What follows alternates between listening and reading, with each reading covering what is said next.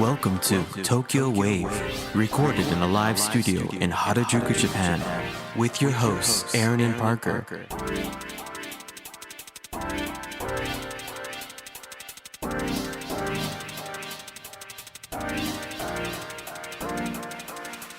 Alright everyone, welcome to episode 111 of Tokyo Wave. We're your hosts Aaron Randall and Parker Allen.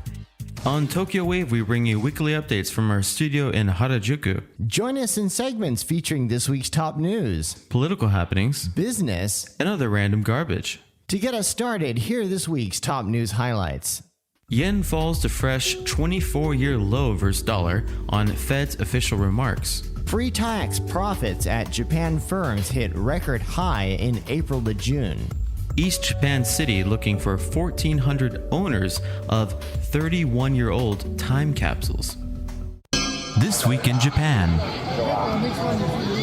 All right, let's get started with our first story. Yen falls to fresh 24-year low versus the dollar on Fed's official remarks.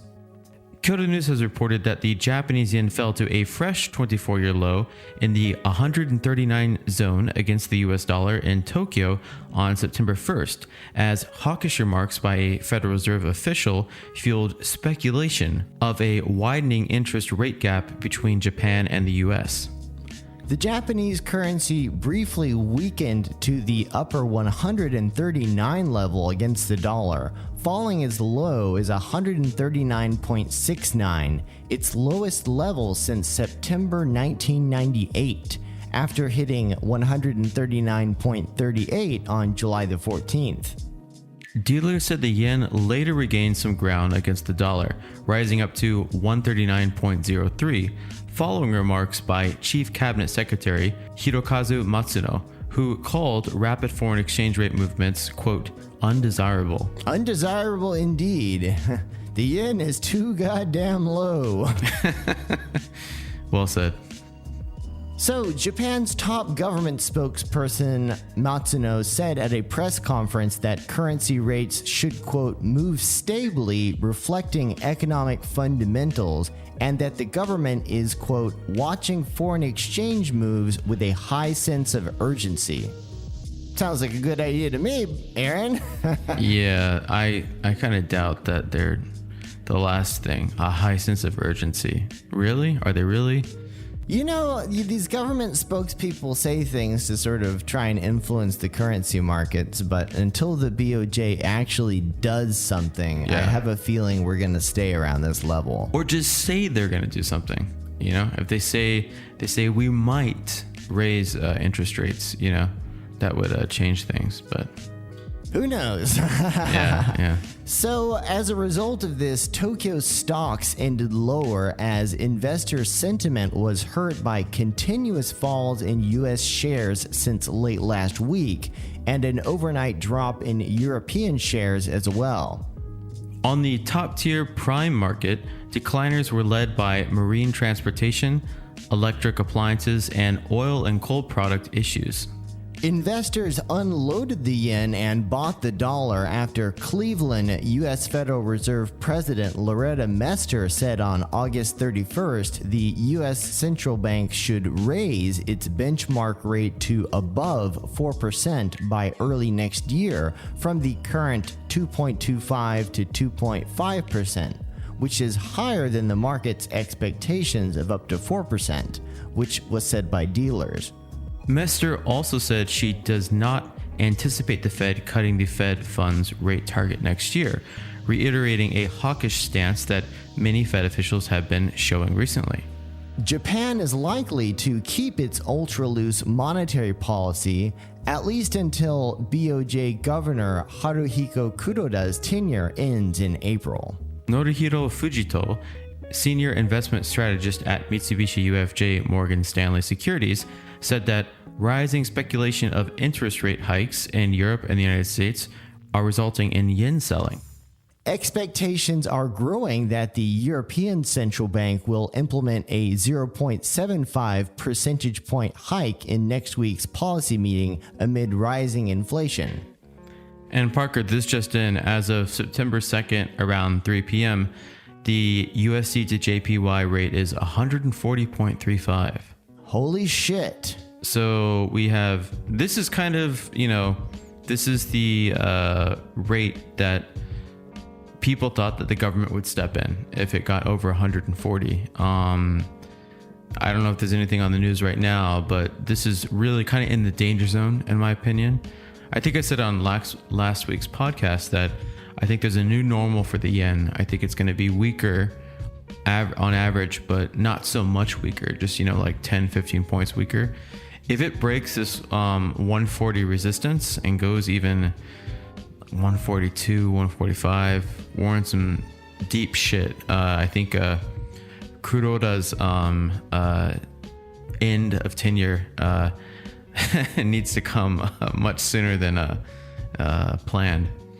Yeah, it's really uncertain where the yen is going to go from here. I've heard people say that this is going to be a temporary thing and the yen's going to go back to the 130 mark. I've also heard people say that this is not just the new normal and the yen could weaken to even 150 or 160 versus the dollar. Yikes. So really, the voice on the street is all over the place. Right. Yeah, it's you never know what's going to happen. The Russian ruble is the most powerful currency in the world now, because what Putin has done is he's forcing other countries to buy from him in rubles, if they want to buy oil and gas or whatever. And when the Russia-Ukraine crisis started, the ruble plummeted. But then now it's the strongest currency in the world. So you never know with these things, He's putting the squeeze on us. All right, and up next, pre-tax profits at Japan firms hit record high in April to June period. Kyoto News has also reported that the pre-tax profits among non-financial Japanese companies jumped 17.6% from a year earlier to a record 28.32 trillion yen. That's $203 billion in the April-June quarter, government data showed on August 31st. Boosted by a weak yen and the waning impact of the COVID-19 pandemic, despite surging commodity prices.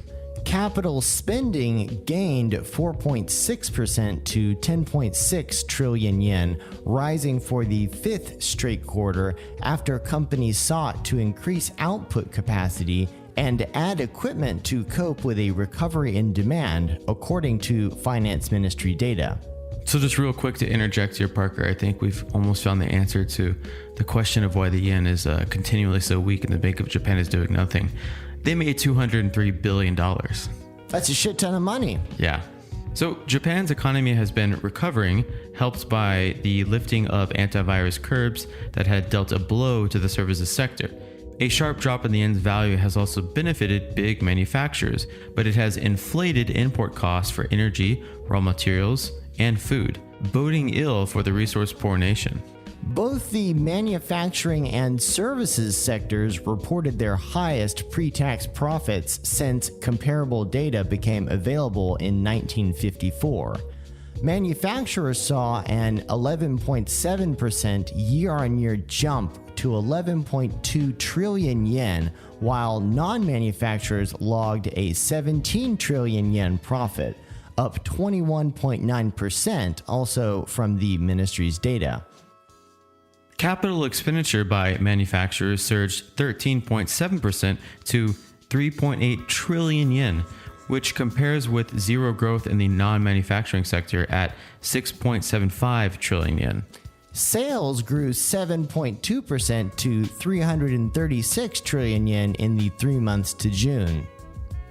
So I know we just said a bunch of numbers, but really we're seeing huge growth in all these different sectors just the past couple months. Yeah, and it really shows the strength of Japanese companies to really be able to leverage the pandemic and the fact that they have so much cash on hand, which we're going to talk about later. But the outlook for consumers is much less rosy, as obviously consumer prices are rising drastically in several categories, including daily staple items. Right. Yoshimasa Maruyama, chief economist at SMBC Nikko Securities, commented that higher costs have not translated into lower profits as companies have been passing on those costs to consumers. Economic normalization from antivirus steps has also removed uncertainty over the outlook, prompting companies to become more willing to spend. Maruyama also said gross domestic product for the April to June period will likely be revised upward to an annualized real 2.6% expansion from its preliminary reading of 2.2%. So the Japanese economy is growing at an unprecedented speed while, we've had this 30 years of stagnation. What's interesting is the last time it grew at this speed, the yen was also very cheap, correct? Well, isn't that interesting? Yeah. Maybe the two things are connected. A ministry official said the latest results are in line with the view that the economy is recovering moderately. We need to closely watch the impact of rising prices and supply constraints on corporate activity. The Japanese Cabinet Office is scheduled to release revised GDP data on September the 8th by taking into account the latest capital spending figure. Japanese companies are known to hoard cash, taking a cautious stance on capital spending. The data showed the level of such spending has not recovered to pre-pandemic levels in 2019.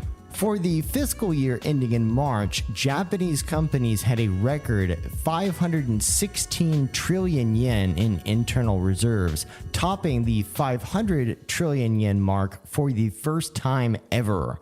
Such earnings have continued to grow for a decade. You know what's interesting? I think this is actually connected to the weak yen. I mean, all these companies have huge stacks of cash, just equity laying around, and they don't do anything with it, right? They don't reinvest it. I think we're going to talk about that later on the show. Yeah, and it's interesting because, you think about it, we saw a lot of M&A earlier in the past couple of years as Japanese companies were using their huge cash stockpiles to buy foreign companies. Right. However, with this super cheap yen, that prospect is a lot more dim because, that company that costs $1 billion in, real currency now would cost like 1.2 or 1.3 billion dollars because of the weak yen. Right. A very optimistic view would see this as an opportunity for, Japan to re-industrialize to a certain extent, become Singapore or something like that, right? Like, we could, if there's massive investment from a lot of very wealthy foreign entities, and we're also expecting to see some development with the casinos here in Japan too, right? I mean, there's a lot of people eyeing Japan right now. They're just closed. So, as soon as Japan is completely open up again, the floodgates are going to be nuts. One thing I'm a little bit curious about is why we're not seeing more M&A deals of foreign firms buying Japanese companies. This isn't totally not happening. Big news this week was a Hong Kong investment group has fully purchased the Hoisten Bok facility in Nagasaki Prefecture, which was at one time, at least, being considered as a potential site for an integrated resort, which is, of course, Japan's weasel word for big old casino. Yeah. And I know there's the big players right now, MGM, are really eyeing and preparing for the integrated resorts here. I think there's a cap, though, on how much Chinese-based firms can invest in Japan. It's 10% or something. Yeah, well, obviously Hong Kong and China are different, so I think that's how that was able to happen. Right, but they're a little bit less different these days. It's hard to define, yeah. Yeah, And in addition to that, one thing I have been seeing is an increase in made in Japan products because the cost of manufacturing in Japan, of course, is relatively cheap now compared with other countries. So it makes more sense now for companies to manufacture domestically, which of course will boost the domestic production market. But at the same time, we face a constant labor shortage of people who are willing to work in these factories. Good point. Yeah, it'd be great if we could revitalize the made in Japan that really peaked in the 70s and 80s, but there's just not enough people to actually do it. Well, it's unfortunate, but I will say, having compared products from all sorts of countries, for instance, something as simple as eyewear. A lot of eyewear companies have been bought up by this massive Italian conglomerate called Luxottica, and a lot of their manufacturing happens in Italy. And I was looking at some eyewear recently and comparing the eyewear produced in Italy versus the made in Japan eyewear, and the difference is huge because just the manufacturing quality standards, the way things are made, the parts that are used, the feel of quality when you hold it in your hands. I mean, it's a small item that is easily transported, so obviously you really could make eyewear anywhere. But I think that it holds to stand that the Made in Japan brand is not just marketing bullshit. There really is a lot of quality behind the products that are made here domestically. If you talk to anyone who's a specialist in an area where a Made in Japan product is big, for example, musicians know that made in Japan Telecasters, Stratocasters, anything Fender made in Japan, guitar pedals, they're some of the most rare, coolest, and best made products. I was recently talking to a car mechanic, and this car mechanic found that the main type of car that he works on, which is an Italian car, had this circuit board that was made of 5 or 6 layers of wafer. And these cars are now 20 to 30 years old, and moisture will actually get into these circuit boards and basically cause the car to short out, or even if there aren't any serious problems, it will basically drain the battery, which is, if you have a car, not the best situation. So guess what he did? He found a Japanese semiconductor company to make an identical circuit board made out of one piece of wafer, and this thing is a work of art. He showed it to me when I went to his shop last week, and I mean, you could just look at it, and you take one look at it, and it's not the most complicated thing in the world, but it is beautiful. And very expensive, but I was about to ask, how much would that cost? 200,000 yen, apparently. Oh, wow. Yeah, I mean, precision technology and manufacturing here, it's just the best. I mean, that's why the guitars here, they have their own sound too. Like Japanese Telecasters have this really dark, fat tone. It's really cool. And the American Teles are really twangy and stuff. They're both good for different purposes, but it's great to have that variety, Definitely.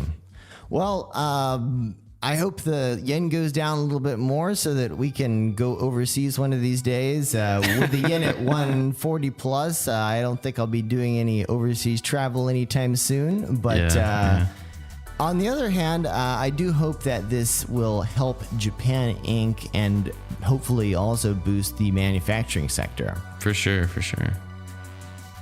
All right, and up next, East Japan City looking for 1,400 owners of 31-year-old time capsules. The Mainichi has reported that the government of Kawagoe City in Saitama Prefecture is looking for the roughly 1,400 original owners of time capsule plates installed near Kawagoe Station 31 years ago, calling for those who were involved as children to come forward to pick up the memorabilia.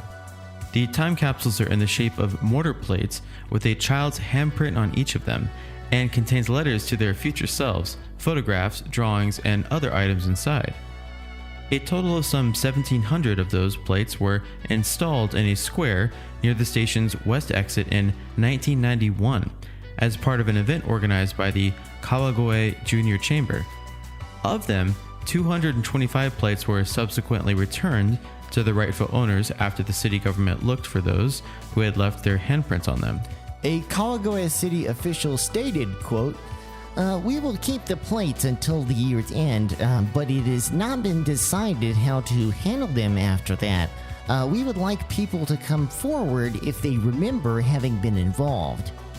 The plates, each 25 by 20 centimeters and 5 centimeters thick, bear the handprints of elementary school children in the city from that time.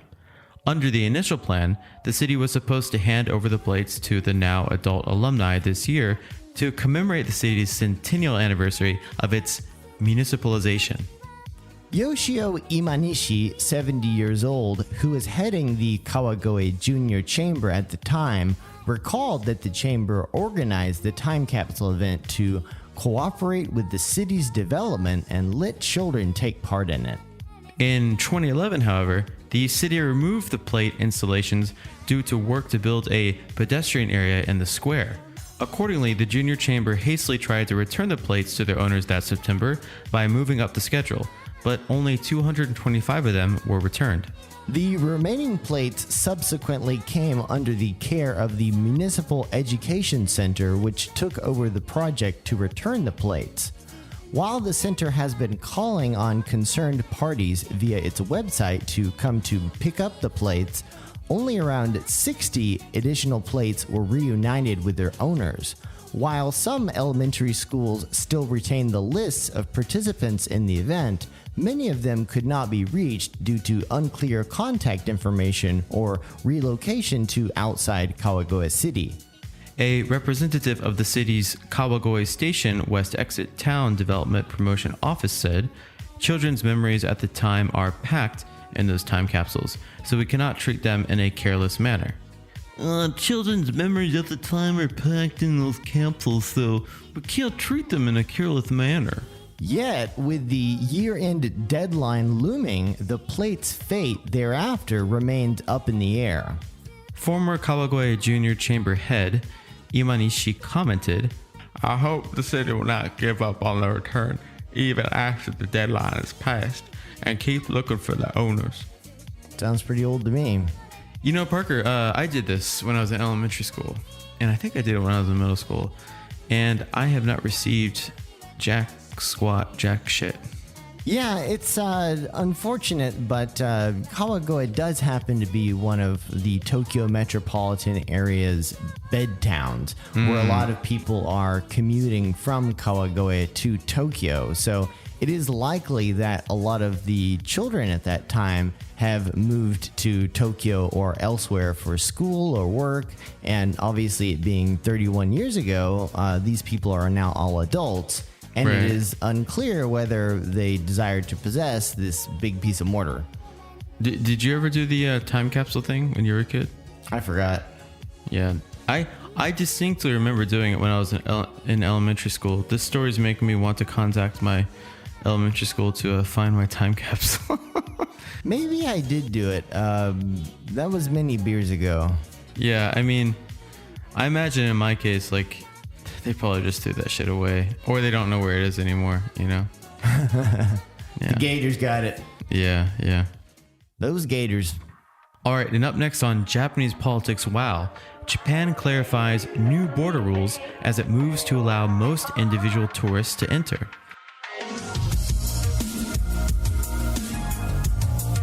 Ladies and gentlemen, you're listening to Tokyo Wave. Japanese Politics Wow. The Japan Times has reported that foreign tourists who aren't traveling as part of group tours will soon be able to come to Japan under eased tourism restrictions. But there's a but. But as long as they book flights and accommodations through a travel agency, a government official said on September the 1st. the official said the key is to have a sponsor in Japan, like a travel agency, and that they know the whereabouts of the traveler on a given day. The official, who asked not to be named in line with ministry guidelines, also said they will also offer information on Japan's social distancing rules and be the contact person if travelers get sick. Yeah, this seems like another salvo to sort of help the travel industry here in Japan, which has been hurting bad from the pandemic. But it also sounds very complicated and not in line with the opening of borders that I think everyone is hoping that will happen. Nope. I heard about this earlier, and I talked to my friend who works in the travel agent. I talked to my friend who used to work in the travel industry. They basically did away with a bunch of complicated stuff and added a bunch of more new complicated stuff. Oh, great. And now the burden is on everyone that's in these major travel agencies, which, you know, as we know locally here in Japan, HIS and JTB. I feel very bad for anyone working there who's now going to have to be the contact person and personally responsible for anything and everything any foreigner does coming to Japan. Wow. Can you imagine that? Yeah, that does not sound like a fun job. It sounds like a recipe for disaster. No, it really open the damn borders. Come on. This is insane. Yeah. It really is a new level of bureaucratic bullshit. Yeah. Hey, Tanaka, I know you're really busy, but the government just opened up, and each person at the company now is in charge of a certain amount of foreigners coming in. So we just booked a bunch of tickets for these guys. They're all coming from Brazil, the U.S., China. So basically, you've got about 103 people you've got to monitor over the next 2 weeks. Oh, you want to take vacation? Maybe this is not a good time. Tanaka, listen, you're talking about vacation, but we're going to be so busy that you're really not going to be able to even take off regular holidays like Saturday and Sunday. Yeah, Saturday and Sunday are just like another day, There's a karaoke right next to our building. I think you should sleep there because we're going to give you a special phone so all these foreigners can contact you. And by the way, they only speak English. I know your English isn't so great, but that's how you have to communicate with them and let us know if there's any issue. And if you don't let us know there's an issue, it's going to be a really big problem for you. And the government is going to come to your house and confiscate everything that you own. Okay, that's a little bit too far. But, but seriously, I hate to paint this really dim and kind of negative picture of what it's going to be like, but I think it's going to actually be that bad for people at travel agencies. No, I think this is really a ham-fisted measure that just shows the government's unwillingness to truly open the borders. It's just another stopgap that makes it look like Japan is open when in reality it's not. Yeah. So Prime Minister Fumio Kishida said on August the 31st that non-escorted visitors on package tours will be allowed in the country from September the 7th. That would include more flexible tours that only include flights and hotels and can be booked by individuals, the official said, in contrast with the strict group tours that have been permitted since June and almost nobody has participated in. Parker, I just thought similar to, when they were having people quarantine and they had to install 3 apps. Because all these travel agencies are not going to be able to manage and communicate with a huge amount of foreigners, they're probably going to make 5 apps that you have to download. You know what I mean? And have to check every day. I have a feeling these apps are going to very quickly get a 1-star rating on the App Store. Yeah. Is there such a thing as a 0-star rating? 0.5. With the ease restrictions, the only tourists who won't be allowed will be those who want to stay in accommodations not offered by travel agencies in their, quote, package tours, such as private rentals and smaller inns, as well as backpackers who don't want to book hotels beforehand. So I guess no Airbnbs. No Airbnbs, only, and I wonder how the pricing is going to be with these hotels.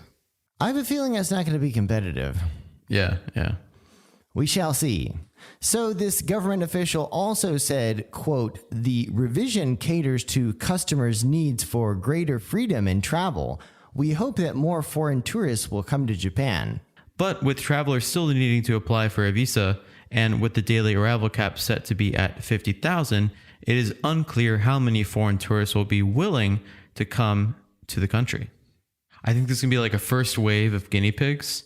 And then, like I said, like stuff like, travel agencies not able to manage people. They're going to make a bunch of apps to try to fix the problem. After that first wave, whenever everyone figures out that, oh, it's not open yet. Yeah, and it's really unfortunate because the most fun way to travel Japan, of course, is traveling freely. Yes. And this is the exact opposite of what the government wants, because basically they want to track people. They want to track their movements. They want to know where they are. They want to know if they're giving everybody COVID, which is ironic because until just a few days ago, Japan had the highest number of COVID levels around the world. Yeah. Japan's going to end up spreading COVID again. Come to Japan, be monitored your entire time, and get COVID. Yeah. Yokoso, motherfuckers! Japan has been allowing in foreign tourists since June, but only on guided tours. Currently, foreign tourists need to reserve a guided tour and then apply for a visa, a time-consuming process that discourages potential visitors. The daily arrival cap will soon be set at 50,000, as we previously mentioned, which is an increase from the current 20,000. The cap is set at 50,000 to ensure airport staff are able to handle the more complicated immigration process that is now in place due to the coronavirus. The cap will also allow the government to respond quickly should a new variant of concern emerge. So that's what they're really worried about. Yeah. In July, the most recent month for which data is available, a daily average of 14,345 people arrived in Japan, including Japanese and foreign residents, according to the Immigration Services Agency. Which, of course, is a huge gap from the hundreds of thousands of people that were showing up every month pre-COVID. Yeah, that's really, really bad. And it's really sad for the travel agency and really sort of local attractions, smaller accommodation facilities, Airbnbs, because everyone just keeps on expecting the government to open the floodgates, and the government keeps not opening the floodgates. And it's just sort of, countermeasure after countermeasure after countermeasure. And we've been dancing this dance for months now. Yeah. I read an article too recently that Japanese studies at universities in the West is plummeting right now. A lot of students, universities with really good Japanese language, Japanese literature departments, which are actually kind of rare in the US especially. But at Ivy League schools, they have them.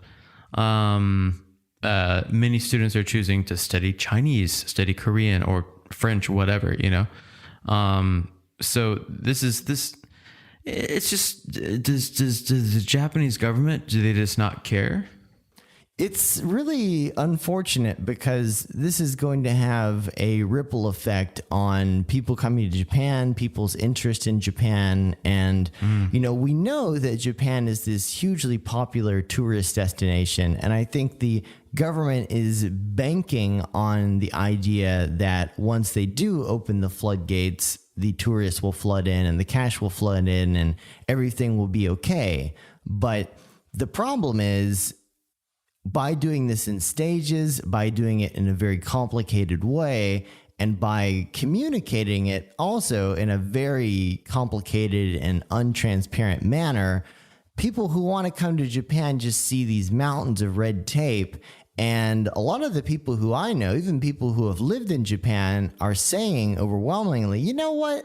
I'm just going to wait. And, people get busy. Travel seasons come and go. I mean, obviously, we're about to have the autumn season in Japan, which is a great time to visit. The best time to come to Japan, hands down. I mean, seriously. Yeah. Yeah. that is going to be subject probably to these measures, and no idea, when they'll be revised again. But, come on, let's get out of wait and see mode. I mean, we need to reopen tourism. It's not a question of COVID anymore. It's a question of the economy. It's a question of making sure that all of these accommodations and tourist attractions can stay in business. Right. And, I'd say also it's not just the short term stuff. I helped set up a real estate company that specialized in helping foreign students and foreign nationals live in Japan for 1-2 years, whatever. We actually grew the company pretty big. I don't work there anymore, but they actually closed down recently. And, they had a huge community on social media and stuff, like a huge following. Like SEO wise, they were like one of the first places to pop up if you search for Tokyo apartments or whatever. And it's I left there, so I'm kind of disconnected, but it's just kind of sad. Like, damn, like, because of everything that's going on now, students, researchers, whatever, are not going to come here. It's just missed opportunity after missed opportunity after missed opportunity. Yeah. And how much longer is this going to last? I mean, that's really the big question. Mm-hmm. Because at the end of the day, until you can come into Japan like you used to be able to on the 90-day visa waiver, you buy a plane ticket, you show up in Japan, you put your passport in front of the immigration official, they stamp it, you get in, you do whatever the hell you want to. That is the kind of tourism that people want to do. They don't want to be monitored. They don't want to have to book everything through a travel agency. People coming to Japan want that freedom. And until they're offered that freedom, I don't think we're going to see the levels of tourism that the government needs in order to get back on track to making this industry profitable. For sure. That 90-day period too, I think has another big function that a lot of people don't think about. It converts people from being tourists to being residents. That 90 days gives people enough time to really enjoy, explore freely the country, make connections, make friends, make business associates that open up ways for them to come back and live here. So yeah, not having that is just it's the biggest bottleneck right now. And it's so sad because, that is really, the reason why we're here now and we're long-term residents. We were able to come to Japan, kick the tires, see if it was what we wanted. Yep. And we decided to become residents and, come here to study and live and work. And that ability has to be restored and able to get this cycle back on track. Otherwise, it's just not going to happen. I mean, there's so much at stake here. And it's obvious that the government is not prioritizing that versus just, COVID. And you can only estimate that this has something major to do with the government's unwillingness to take responsibility and be seen as reopening the country to tourism, which might have effects on approval ratings and might, cause blame to the government for bringing in people who might have the virus, et cetera, et cetera. I mean, it's a very super, super duper quadruple cautious stance that really in this day and time in, late 2022, nobody else is doing this. No, not at all. Well, on the topic of converting tourists to residents with the 90-day tourist visa, compared to other countries in East Asia, specifically like South Korea, if you're a foreigner in Japan, you don't only have the option of teaching English, which is what it's like in South Korea, for example. I have a lot of friends who I think South Korea is going to grow and, evolve and change, and ladders will form. But Japan has had this thing going on for it since the 80s, where a lot of older foreigners came here in the 80s, 90s, 2000s, whatever. and really created these ladders, right, that allow us to work in, regular modernized positions that require certain specialized skilled laborers, basically. Korea does not have that. There is a wall. You can be an English teacher for a while there, and that's it. They'll probably have that eventually, but I mean, and other countries here in East Asia are the same. They don't have these ladder systems built up, right? And the reason those ladder systems were able to be built was because of the flexibility of people being able to come here. So it's just very short-sighted also for the government to not even consider that, and the effect that it's going to have. Yeah, it's really hard to say exactly, demonstrating by numbers, what this impact is, but it's sad. Reflecting on all of this, I think that it's just really sad because, we both know that this policy over the past 3 years is going to change the dynamic of the foreign community in Japan. We have this big gap where people just couldn't come into the country. And, some people were able to get in, but in very minimal numbers. And so I really wonder what this is going to mean as the foreign community has really dwindled. People have decided to leave. It's very hard to come in.